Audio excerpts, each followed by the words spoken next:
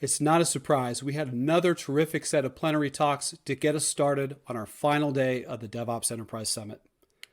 We're heading into the break now, so just a few things to know before you go. The breakout talks are starting at 11:10 a.m. Pacific time. We have the networking time again today with Birds of a Feather and Lean Coffee starting at 2:50 p.m. Pacific time.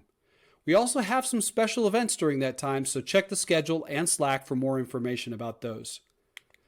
There's an Ask Me Anything session with the authors of Team Topologies at 12:40 p.m. Pacific time.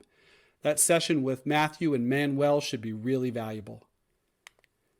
Today is your last day to visit our sponsors in the virtual expo hall. Go talk to them, find out how they can help you on your DevOps journey.